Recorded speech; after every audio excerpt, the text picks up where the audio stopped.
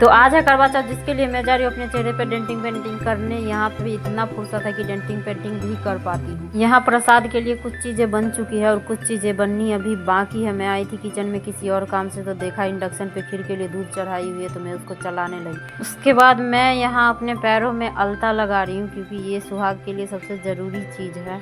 यहाँ भाभी लोग कर रही है पूजा की तैयारी। पूजा में जो भी सामग्री लगते हैं सारी चीज़ों को इकट्ठा करके एक जगह रख रही है। उसके बाद मैं चली गई तैयार होने, और साड़ी पहनने में हमेशा मुझे किसी और की मदद लेनी पड़ती है, क्योंकि मुझे साड़ी बांधनी नहीं आती है। उसके बाद मैं यहाँ लगा रही हूँ सिंदूर। आज मैं आप लोगों को दिखाऊंगी कि हमारे इधर करवा चौथ की पूजा कैसे की जाती है, क्योंकि हर जगह अलग अलग तरीके से लोग पूजा पाठ करते हैं। उसके बाद हम लोग बैठ गए पूजा पे, और मैं अभी इसमें 13 बारी पिठार का थप्पा लगा रही हूँ। 13 बारी पिठार का थप्पा लग जाने के बाद उसी पिठार के थप्पे पे 13 जगह सिंदूर भी लगाई जाएगी। पिठार का थप्पा और सिंदूर लगाने के बाद भाभी यहाँ करवा में गंगाजल रख रही है। पूजा के लिए तिल, अक्षत और जौ रखे। और ये मेरा पहला करवा चौथ है, तो भाभी लोग जैसे जैसे बता रही है वैसे वैसे ही मैं कर रही हूँ।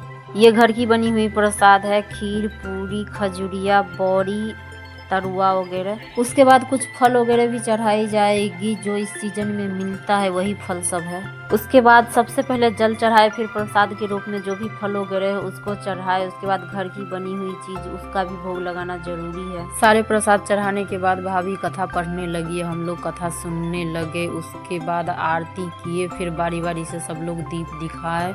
दीप दिखाने के बाद बारी थी करवा फेर की, फिर सब लोग मिलके करवा फेर किए। उसके बाद चांद के इंतजार में चल दिए छत की ओर। जब छत पे गए तो पता चला चांद तो अभी निकले ही नहीं है। फिर कुछ देर चांद का इंतजार किए, जब चांद निकले तब फिर चांद की पूजा की सब लोग मिलके। पहले चांद की तरफ देख के चांद को जल चढ़ाती थी, फिर घूमती थी, फिर खजुरिया फेंक के ऐसे ऐसे 4 बार ही करना था। उसके बाद इनको टीका लगाए। टीका लगाने के बाद चलनी से सबसे पहले चांद को देखे, फिर अपने पति को देखे।